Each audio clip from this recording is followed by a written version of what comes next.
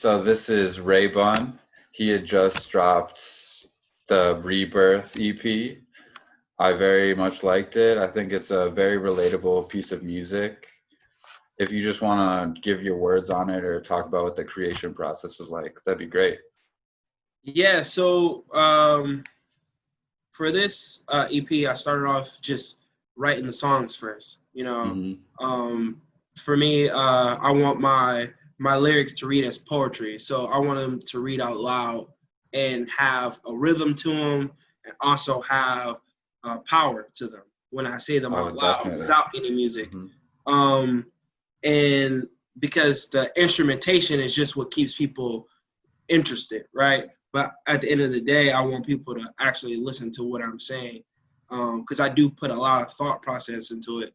And so I took about 2 months I came up with these songs, these 4 songs, in about 2 months.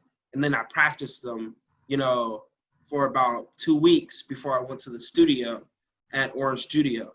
Is that you just kind of like reading them off to yourself, trying to determine how you want to pronunciate certain words? Exactly. How do I want to, like, what's the flow going to be like? How do I want to, what words need to be enunciated, and just making sure that I have the cadence down and I'm not stumbling over my words. And I want to get to a point where I don't read off my phone, because that's what I did for that. But that's what the real masters do at their craft. Like it's straight off, like they memorized it, because it's a performance. You're not citing words. Like that's every time that I get in the booth, I want to create a performance. I want to deliver a performance. So over 4 hours, I recorded all 4 songs in 4 hours in a day, just because I was prepared. I knew what I wanted, and that was the creation process for that. Cool. So were these songs you had just written standalone and you kind of determined that they'd fit together well? Or did you want to create a story with these 4 songs? I had a theme. Okay. Right now I'll go off of themes. And so the theme of this EP is Rebirth, just to show growth lyrically, but also growth as a person, Okay. Yeah, definitely. Because Sad Boy before this, that's why this one's called Rebirth, because the one before this is called Sad Boy. And it's very dark. It's very, you can hear depression in there, you can hear the struggle, personal struggle, right? And this one's called Rebirth because you still hear that personal struggle, but it's from a sense of that I'm getting under control, and I have accepted what my situation is, Yeah, no, I could definitely hear like that little glimpse of hope. Like you're still like looking at what you came out of, but you just know that you made it through. Yeah.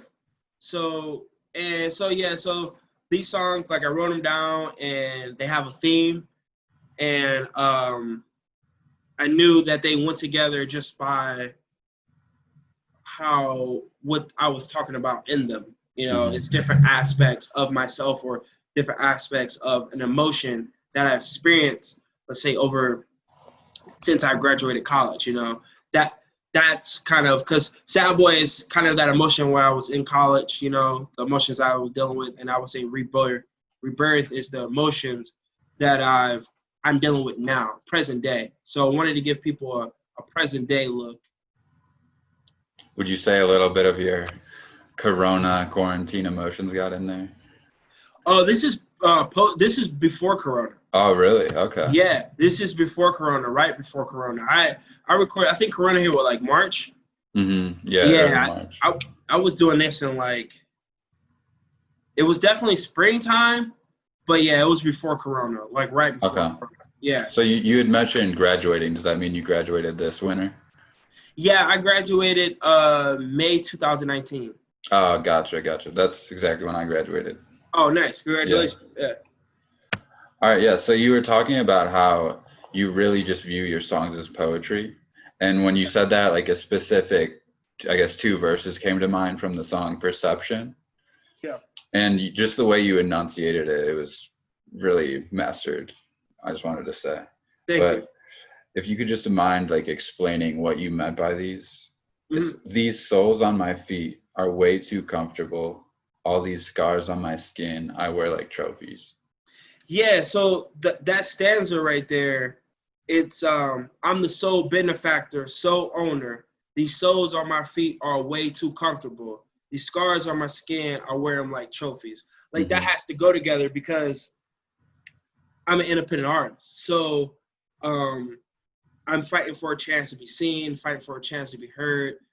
And I didn't make these beats, but I worked with another OSU student for 3 out of 4 of the beats. And the Okay. 4th beat got from Buffalo. But it's basically just like we were talking in the pre-production, just owning what I do. I'm not with a record label, and words have power. So that's why I wrote that down, because I am the sole benefactor, sole owner. And yeah, I'm not making, millions of dollars off of what I'm doing, but it is worth something. And I am going to benefit from that one day. Mm-hmm. And these scars on my skin, I wear them like trophies. You hear the rawness and the honesty in the music. And so that's what that means. I'm being raw, I'm being honest, and I'm accepting what I've been through instead of doing the opposite, just Mm-hmm. accepting the fact Like what I showing off was. your scars and instead of trying to cover them up. Yeah, and owning Mm-hmm. it, right? Owning Because them. Okay. acceptance is the only way to heal in any process. So. Mm-hmm. Yeah, I mean, just talking with you right now, I definitely can get a sense of that theme you're trying to convey with Rebirth. Yeah. What was your favorite song, if you do have one?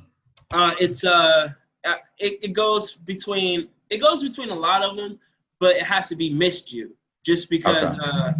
the production on there. Shout out to the guy out in Buffalo, New York. Mm-hmm. I found him on Instagram, and it's If funny you want story. to say his name, just give him a shout out. Yeah, It's Young the Natural. Okay, cool. Yeah, Young the Natural. You can find him on Instagram at Young the Natural. A really creative guy. Like, he makes his own instruments. He just made his own instrument for his daughter. He made a flute for her. I saw that on Instagram. How's he do that, man? I don't know. He's like really That's into like crazy. science and stuff, and musical science and stuff like that. And because getting kind of nerdy here, like recording has to do a lot with science, just Mm-hmm. the recording arts, and it's very scientific, and it's really interesting. But so shout out to Young the Natural out in Buffalo, New York, and but Missed You has to be my favorite one. Okay. And then I would say Moving Like. But Missed You is just, it's like a movie to me. Like when I'm writing that one, I was just like, this has to come off as a movie. And I want people to picture this in their mind, Mm-hmm.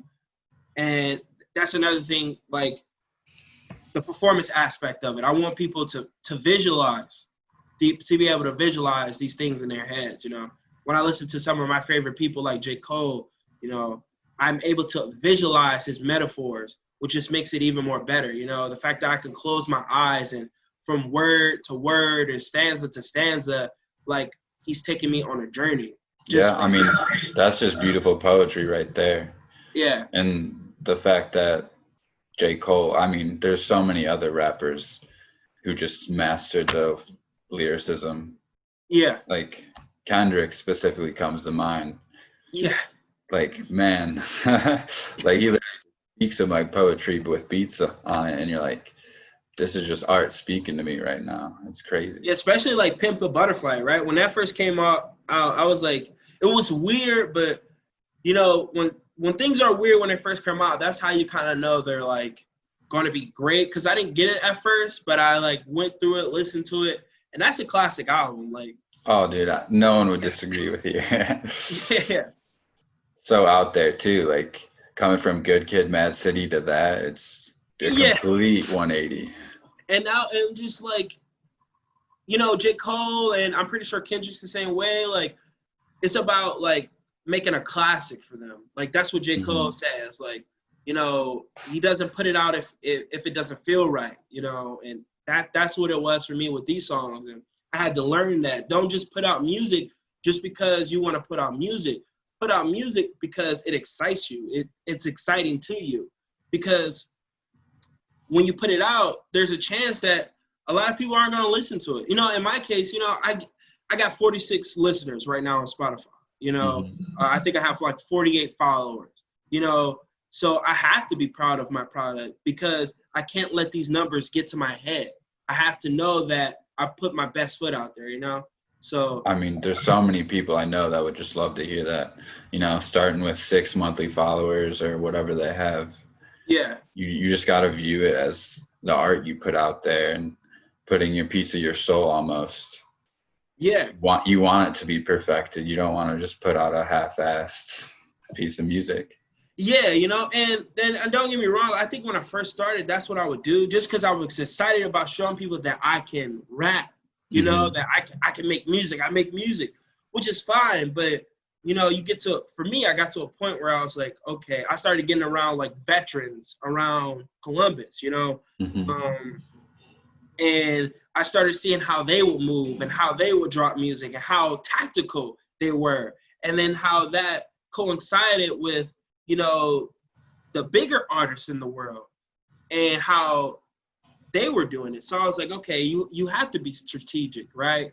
So I'm constantly making beats. I'm constantly making music, but some of it the world would never hear, Maybe show my friends, be like, what do you think of this? Like, what if I like dive into like, keep working on this to perfect what I have here, like demos, but so I think you need that sort of mindset almost with your art, because you have people like Kendrick or Kanye who just have full albums that are unreleased and will probably never be heard by anyone but them and maybe like their producers. And it's crazy. So just knowing that there's these geniuses who have work that they don't think is good enough for any of our ears is very relatable, I think. Or even like Chance, for instance, like back when he was Axe Rap just dropped, right? Chance had all this momentum, and he had a song with J. Cole, and it was called like Thoughts or something. I was so excited for the song, but I'm like, yo, when is the song dropping? Like constantly looking for it. And it was just like a snippet. He went on a radio show and played a little bit of it. I was like, yo, this song is fire. But later down the road, people asked him, why didn't you release the song? He said, because I wasn't in that space anymore. And that's what a lot of is about for these, like, I think these bigger names, or even for me sometimes, like, I'm like, I'm not that person anymore. This song is cool, but I'm not there anymore, like that I'm in a different space in life. And I think that's what art is. If you're a painter, if you're shooting videography, you always want to show an updated version of yourself. Yeah, absolutely. Yeah. People can see if you're being authentic or not. Yeah. It's weird how we can see that, how something sounds old or, yeah. So, yeah. So, like, I did have a question that you kind of just made me think of. Your just music and rap is just very relatable to like the struggles of, I would say, like the average American. Yeah. So would you think that would change if you do start to make it big and see yourself getting more of like, I guess, the prizes or trophies of your hard work? No, because my art has to come from an honest place. It's meant to, because that's why I like Sad Boy and Rebirth. It's meant to reach people who go through these things, who go through depression, who go through addiction, who experience these things. Because once I find those people and they build with me and they grow with me, I got to keep feeding that core audience, and of course, new people are going to come and, they're going to like new stuff that I do, but you always got to feed that core audience. But for me, I was always raised to be authentic, Okay. Some of my favorite like movies and favorite TV shows, they come from a real place, yes. Like I want to get to a point where, it's not so real for me, it's a mixture of entertainment and honesty, Hmm. because you can't be always too honest just because it just doesn't sound right. You have to say what's fitting for that song on that record, but because it is entertainment, you do want to sell records, but it always has to come from an honest place, even if Okay. it is a story, because So I guess I do kind of understand what you're saying. It's your, I guess your past will never change, so you'll always have that part of in those experiences to draw from. yeah, Hmm. yeah, and I mean there are old experiences that I haven't even learned how to really talk about yet. Like I always keep a notebook on me, ideas, um, and I journal.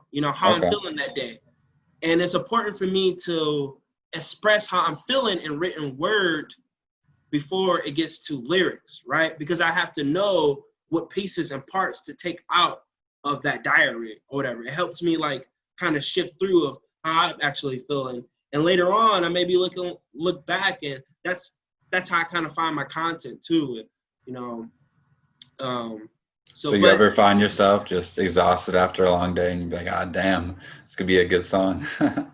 yeah, like stuff will happen. Like something's happened today, and I'm like, this is gonna make for great content down the road. Mhm. I But I mean, have to process. I've heard Kendrick saying the same thing. Just keep the journal of all the experiences with unique people. Like you'll hear like recordings or stuff like that on some of his songs. So Yeah, I I think know just being able to write down is so important.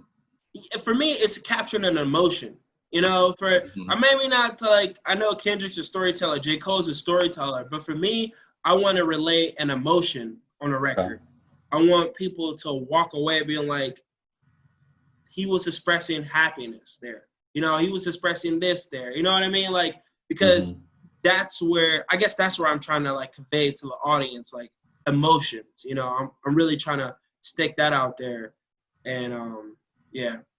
Because I know for Kendrick, he writes down like instances where like, because he's a storyteller, Yeah, and no, I haven't definitely. like worked that muscle enough to Hmm. storytell like that. But I do try, like, if you go back to listen to Sad Boy, like Relate, it's storytelling in there.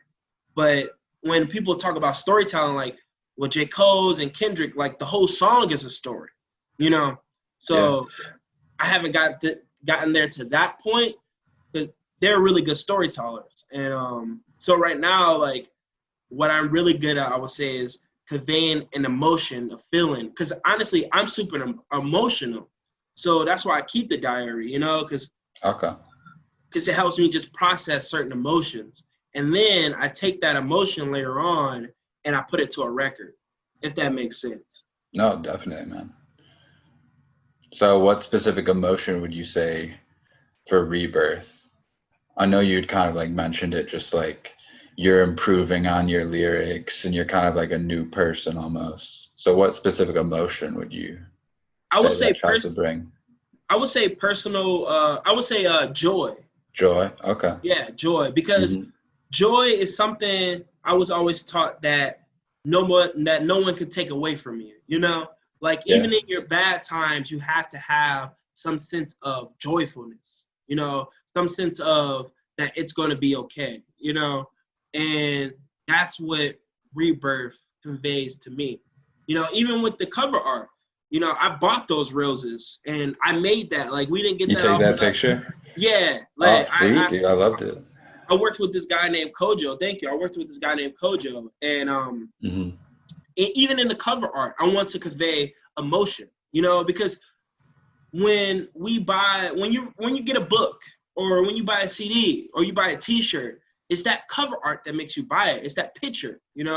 It conveys an emotion. So, I'm an artist of the lyrics, but I want people to also understand that the thought process in it goes deeper than the lyrics. It actually goes to the cover art to help convey what they might be hearing. Hmm. Because I think when you close your eye, even when I close my eyes, I see those roses. I see that picture. Um, so I don't know. What did it like when you saw that cover art? What did it make you think of before even like listening to the music? I would say hope.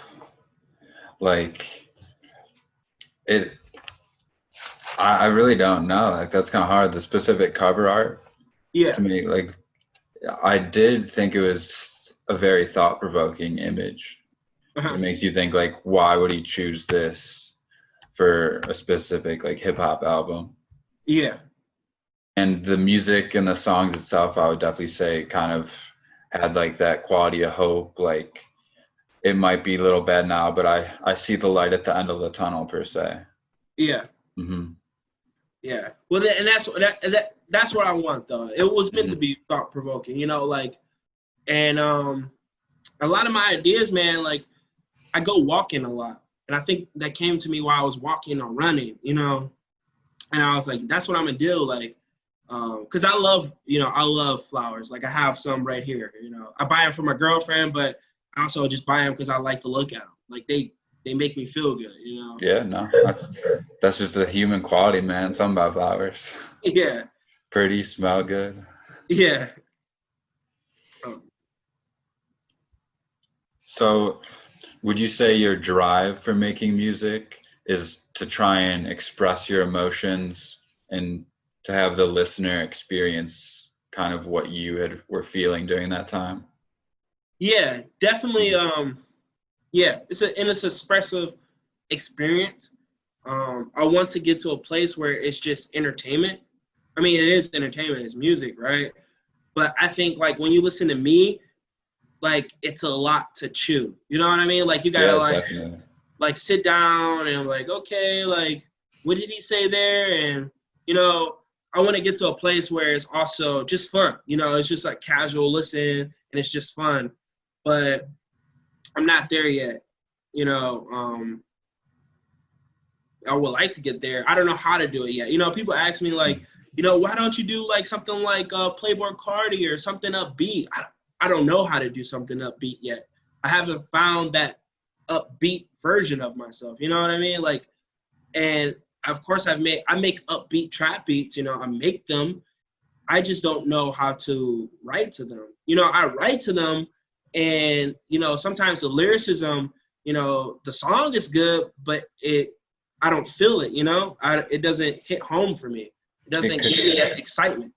It could be just the fact that when you have those, I guess, more negative experiences, or I guess like less upbeat, we'll say, Yeah. really just want to get that off your chest. Mm-hmm. And when you do have these upbeat, kind of just chill experiences, you're just living in the moment, not really thinking about like, oh, I need to write this down. I mean, that's just a thought. That could be it. Yeah, for sure. Yeah. I think happiness sells. You know, people want to feel good. You know, like I think it's very true that you know we all experience depression, some level of it, some level of sadness. You know, so it's funny because for me, I don't really like. Do I listen to music to feel good? I really don't. I don't know. Like, cause I listen like J. Cole. I kind of just listen to match my mood, to be honest. I don't like changing my mood with the music. I like trying to match it. So to be honest, like nothing hits better than when you're sad and you put on some XXX and it's like, oh, all right, he knows what I'm feeling right now. Yeah, true. Yeah. Like if they can just match what you're feeling at the time, I think the music and the listener just like mesh, you know? Yeah, definitely. And it's funny that you mentioned that Corona thing though. Like, how did Corona affect it? I think like Corona was a perfect time for this, you know, because I think people have to sit down and like think and reflect on themselves, so they're more open to like listen to someone like me, you know, because I think like for me, in instance, like Corona has made me like just slow down and like be aware of myself. Be like, oh, I actually do that. Oh, I do actually like cookies. You know, like simple stuff. You know, just using that as an example, but just being socially aware. And that's what Rebirth captures too. Like you can't get that EP from me without me being socially aware. You know, just from the things I talk about. And I'm kind of grateful for, you know, the quarantine because I feel like more people are being are forced to be socially aware of themselves. So Yeah, no, there's definitely a lot less distractions to kind of get your mind off of thinking about yourself. yeah, Because when everything goes quiet, there's nothing to do but think. yeah, exactly. Yeah, I like the posters you got on the wall though. Oh man, thanks. I was actually a promoter for Prime Social Group. So Oh, these okay, are all the posters that I help promote for.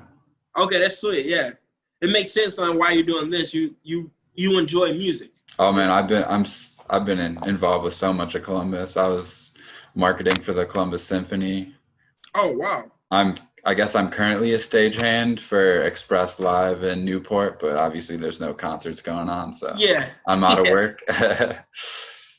But that's I cool. mean, I just love Columbus and everything going on with it. Yeah, yeah. I don't. I like going to a lot of like underground shows. I haven't been to a lot of like when the big names come, but Mhm. I like a lot of like local shows when I could catch one of those. Oh yeah, man. I mean, like Yeah. I set up for like Tyler, Beast Coast, so like I would get Oh, to go for really? those for free. Yeah. Yeah, that's sweet. That's sweet. Uh-huh. I actually saw Tyler like in person. Like he was riding his bike with his Oh, dude, homies. that's all he does apparently. He goes to a new city, rides around and scouts out the area.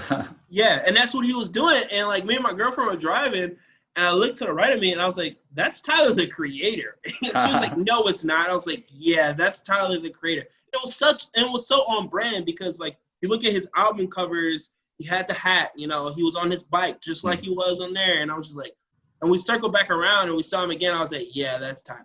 Like, Yeah, man, dude, like you said about being authentic, that's just one of the most authentic mans on the planet. yeah. He will not change anything about him for anyone else.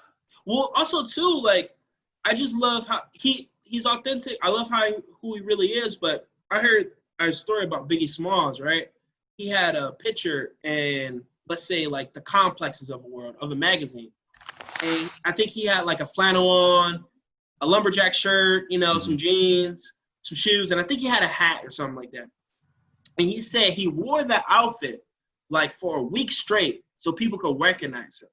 So, I think there is some type of validity to like actually living, the life that you live when you put them in a song. So when people actually meet you, it's authentic or they could spot you. I was able to spot him. I Mhm. never met Tyler in my life, He but wasn't wearing his Igor wig, was he?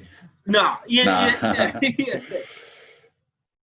But that's one creative guy, man. Like he's really Yeah, cool. no, definitely. So I mean, back to the like just the Columbus music scene.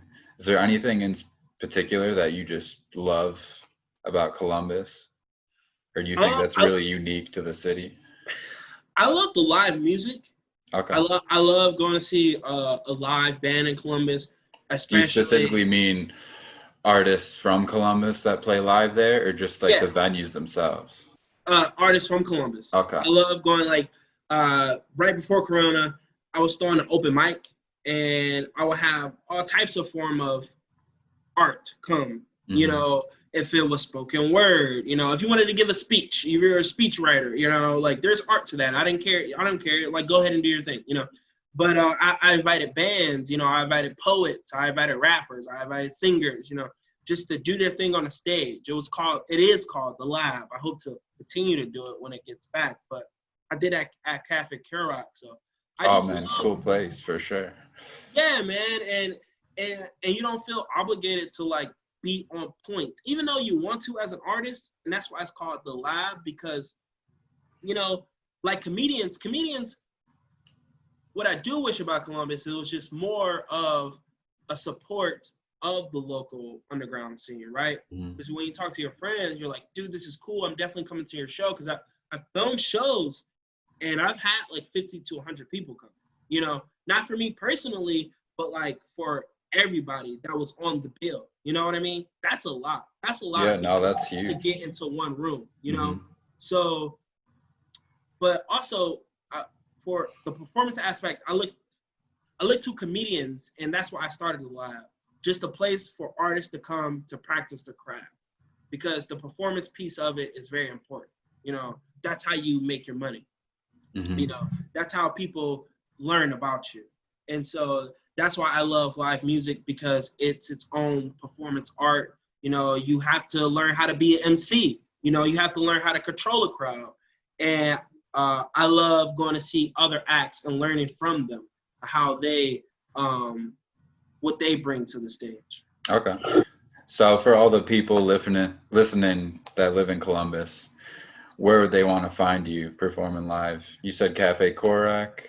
Oh yeah, Cafe Kerak, Wild Goose. Okay. I've been there before. Wild Goose Creative on Summit, Cafe Kerak's in the Oat Short North, across from the Jimmy John's. Where else? Oh, I have it written down. You ever go to Scully's? Basement. Oh, Basement. Yeah, good Yeah, spot. Donato's Basement. Oh, you said Donato's Basement. I thought you meant the basement. Oh, I haven't performed there. That'd be dope.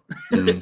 But and to be honest, man, like it's anywhere. To be honest, I wouldn't say like I have like a residency, but I'm mostly those places, and I'm mostly those shows at those places. So yeah, you can find me there, and you also like at Ray Bun, Ray_Bun03. You know, I'm always posting, you know, an event that I have or something like that. If you want to come to an open mic, that's Cafe Kerak or Lito's Tavern. I don't do the one at Lito's, but I do go there sometimes to just, you know, practice my craft. All right, cool, man. Yeah. You ever actually been to the Pierogi Mountain? No. I gotta write that down.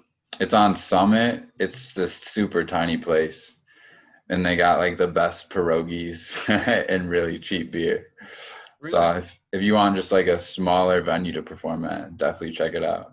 Okay, I love smaller venues because the entity. As a music listener and experiencer, being able to look at the artist in the eye as they're saying that shit, it's a different experience.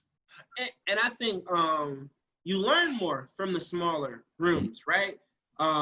That's why I like them. That's why I like Cafe Kerak. You know, people are kind of forced to like pay attention, you know.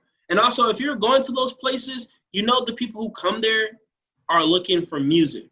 You know, they're not there because, you know, there's a pinball machine there. You know, if you invite them there, you know that they're interested in seeing what's happening there. So on a larger scale, I'm more interested to find out how we can grow the interest of the public in the underground scene. But I mean, I am grateful for the people that do come out, because it's, you know, even when it's 10 people, it's a vibe. Like, I love it, you know, like so yeah. I mean, that's just all of Community Jam's hope, man. Just to raise everyone at the same time, all the people the starting producers, the starting artists, the starting videographers. Yeah. You guys all have to collaborate. And I don't want to say we want to be the middleman, but we want to help everyone make connections and Columbus become like in the headlines for their new artists. No, I mean, and even like with your platform, like platforms like this, because, you know, this is art to it, you know, because I've interviewed people. Like, I love podcasting. Like, I listen to more podcasts than I do music. Like, when I'm at work, I just have a podcast on the background, you know. You know, if like when my day job is journalism, and you know, but I would love to. I used to produce for All Sides with Ann Fisher. I would love to get back to working for somebody that's a radio host, just because I was constantly learning. You know, I think being an artist, you know, like I'm constantly choosing to learn, and so I definitely like agree. Like, it's just not like at the local scene, like we all helping each other. You know, this is helping you, this is helping me, and you know, when I'm throwing a show, I invite videographers. You know, I invite like the guy that wants to learn how to do sound or learning to do sound, because you know, where will you learn if, you know, somebody doesn't give you a chance, or how do you get the experience if, you know, if there isn't an opportunity? Yeah, man, like I was telling you a little bit ago, we were trying to do these like small house party events where we can get people to perform live for their first time, and it would just be such a good experience for artists to get themselves out there without being like too nervous, like, oh, this venue's like might be too big for me. Yeah. knowing that it's mostly going to be your friends and people who want to go to a house party with live music, I think is a lot more comforting. Yeah, for In a sure. good way, I guess, with training wheels is, I guess, a good way to put it. Yeah, and I mean, to be honest, I honestly think like the house party performances are cooler. To be Yeah, honest, no. like I know a group that they're called the, I don't want to say their name wrong, but they're from Waterville, Ohio, or something like that, and they do living room performances. They just pop up at people's houses, and I seen video of it, you know, and That's I'm like, awesome. that's cool, you know, Hmm. because I think what it's about, it's about creating memories for people, you know, memorable moments and house parties and living room performances. Those are memorable moments. So when they are on the big stage, nobody can, you know, everybody wasn't in that living room. So you have an experience that everybody doesn't have. Yeah. Everybody could go see, you know, Tyler the Creator on the big stage. But did you see Tyler the Creator when he was great at a local level? You know what I mean? Like when he was at the house party, like at that moment, did you get to talk to him because he was so down to earth? You know what I mean? Like Yeah, so. no, exactly, man. We're just all about helping people discover those people, those Yeah, artists that are at the level where you can go up, talk to them, ask them why they wrote that song, and like actually connect with them personally, instead yeah. of just them being like a big name. Like I'm never gonna interact with them. They're just all the way up on that big stage. Well, I also think about this, dude, man. Like I also think there's a hype around like you know, say like Corona. That's what's cool about it. Like there's a hype around like only 50 people could come in here, you Mhm. know, and that creates a hype. You know, Oh, for like sure. oh, only 50 people could go to this show. You know, like that's kind of cool. You know, like it's like selective. You know, Hmm. it creates exclusiveness. You know. Yeah, I mean Yeah. that's the whole reason Air Jordans got so popular. Like they just Yeah. made them so exclusive. Yeah. Like And everyone wanted they're a their simple hands on shoe. it. It's a really Yeah. simple shoe. So. All right, man. Let me just check my list of questions. Yeah, See what I'm else we sorry, got. going on tangents here. No, it's cool. Oh yeah, so we were talking about just like lifting the whole community together. So all people in Columbus work together, and going on your Spotify page, I did see that, is it We Celebrate Ohio playlist? Yeah, I mean, that's just all that community jam's about, man. So yeah. how did you come up with that idea? I came up with it because I wanted to support my community. You Hmm. know, yeah, that's it. You know, I So want to have you help met a lot of those musicians personally? some of them. Yeah, like Okay. some of them I met. And and what really happened is that you know a lot of people leave Ohio to go get famous or go Hmm. get big, and I didn't like the mindset that I couldn't make it if I was here. You know, even if that's true, like it's not true because you know, I don't know, it's about like loving who you are. You know what I mean? Like loving who you are and where you come from. And so, and I wasn't doing that at a moment in time. So I like looked up famous people from Ohio and I came across this dude named Jay Rawls. He worked with Mobb Deep. Um, he worked with some big names, but he's here locally. He's a local DJ. You can follow him on Instagram. He Okay. does this like Sunday thing where he DJs for people. And he was working with this dude named Nova, and they made an album together, an EP together.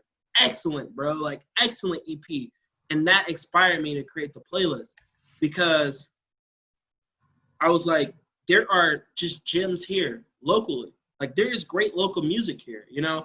Like there's days where I actually and I put music on that playlist that I actually enjoy. I don't just put it on there just to put it on there. You know, Hmm. some of them maybe a friend, you know, who is learning who they are as an artist. But majority of the list, you know, is about like music that I actually enjoy, you know, because Hmm. I actually sometimes go check out some songs that I actually enjoy from that playlist, you know. Um, and if you don't mind, like if I could shout out like a couple of the people from there, like this is one We're Friends or something. It's one indie band that's here. Yeah, you want to just spell it out? Yeah, a couple songs on here. Wonder Gears by Mhm. Friends for Sale. That's a great song. I love that song. I listen to it a lot. It's like an indie punk song. Um, Another guy, if you're like interested, Parker Lewis. Like, he was just in. He had a Colors performance. And then the song I was referring to by J. Ross and Nova is On Promises. That's the song on there. And there's a lot of more great stuff on here. Mhm. But I just wanted to shout out local people and give people a platform. And I think you got like 18 likes. People like enjoy. I mean, yeah, not 19 now. Yeah, yeah. I got So you. But like, just starting this, I clearly had in my mind that there were enough musicians in Ohio to just bring light to them and kind of spread their music. But ever since working with Community Jam, it's really opened my eyes on like how many different rappers, bands, mhm. just creative people out there just in Ohio. Yeah, It's yeah. amazing. It's really inspiring too. Like I don't get inspired. I do get inspired by the big names, but I choose to get inspired by the local artists. Hmm. And they inspire me, man, because some people here are doing some really cool stuff. Like a lot of people are. So, yeah, definitely agree. Cool.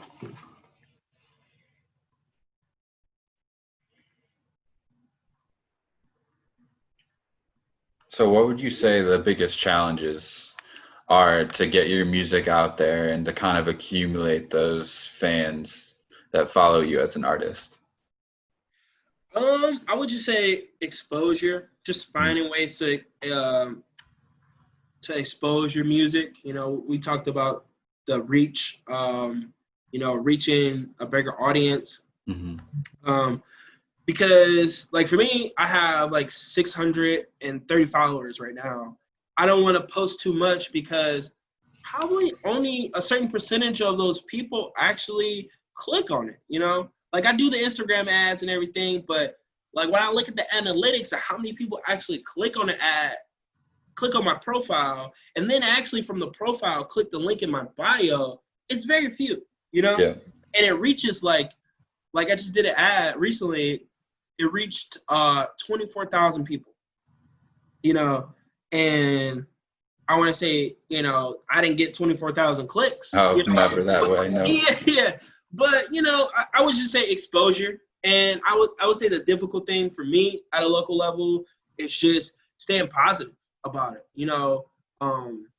And for me, that's why I'm being honest about my numbers, um, because just accepting the fact that I'm here. Yeah, I had maybe let's say 10 people listen, but I'm grateful for those 10 people. Like right now, a little plug, like I'm selling digital copies of Rebirth personally. I email them to you for $3. I'm also selling stickers. And I do that because of the exclusiveness. Yeah, like you could go check me out on Spotify, but I'm looking for those people that actually support the music, Hmm. right? So, You and ever I think rate about those. going on Bandcamp? I do need to do that. Yeah, yeah, Definitely, I would recommend that. yeah.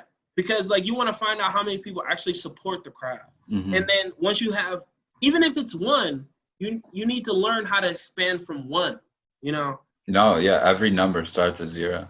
yeah. So, but I would Every say artist, you know. I would say exposure for Hmm. rap in general. I don't think a lot of people respect rap in Columbus. Like our age demographic, I think people enjoy it. People go see it, but if you're a band in Columbus, it's easier to make it, because of the live music aspect. When you're a rapper, it's only you and a DJ. Hmm. So I think the audience is narrower, for Columbus, even though hip hop is one of the biggest genres. But it's big because like you got the Little Pumps of the world, like trap music is big. Um, but I how many also think people? you do just have a lot of big name rappers coming through Columbus that Yeah, probably take some of the market because if you're going to a Travis show on Friday, that means you can't make your show, you know? Yeah. And as an artist, onto the artists out here, and if you're not already doing it, pay attention to that stuff. Pay attention to who's coming in town, when they're coming in town. Pay attention to at a local level, you know, of the names of who's performing, because that will affect you. You know, that will affect who comes to your door. Yeah. So that's a good insight, man. You don't want to step on people's toes that are bigger than you. yeah. But any other? I just thought I'd do a quick little fun question. If you wanted to name your top 3 rappers right now in the game. Yeah, so I would say J. Cole, Kendrick. Is this in any particular order? No. No, okay. Yeah, J. Cole. Well, actually, let me say this: like J. Cole and Kendrick they inspired me to rap. I would say that. I don't think they're the top rappers in the game right now because they're not competing. They don't have to compete anymore. You know, like you're gonna listen to them whenever. But my top 3 rappers are Benny the Butcher, Conway the Machine Gun, and I always forget his name. And but basically, if you're interested in Griselda, I listen to a lot of Griselda, and it's you will instantly be like, oh, I see why. You know, like he listens to them, because they it's boom bap rap. They're from Buffalo, New York, and it's lyricism, you know, at the forefront, and they're really getting popular. But I remember buying Conway the Machine Gun EP off of like Bandcamp or SoundCloud, or downloading it before he was even popular. And they're great artists. Like check out Griselda. They're a label, and there's 3 of them, you know, that are at the forefront. And I think they're the best in hip hop right now. For sure, man. I mean, if you're gonna say they're the top 3, I gotta at least check them out. Yeah. Wait. I want to get the last guy name too, because I always forget it. I know you're like West Side Gun. So Conway. Gun. Yeah, Conway the Machine Gun, Benny the Butcher, and West Side Gun. Yeah. So I think they're the top 3 rappers in the game right now. And I think I'll take. Yeah. So yeah. Sweet, man.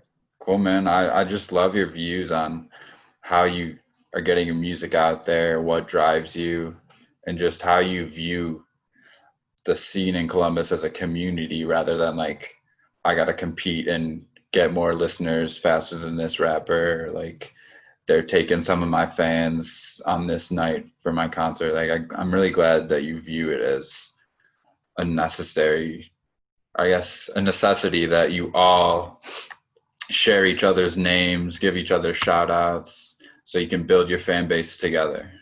Yeah, because somebody has to break through, you know, like, and you know, like, because would you say the last corny, like being a hater, you know, like it's kind of corny being that way, like, oh, like, you know, this person is getting more views than me. Like, no, dude, like step your game up, like learn from that person, you know. Yeah.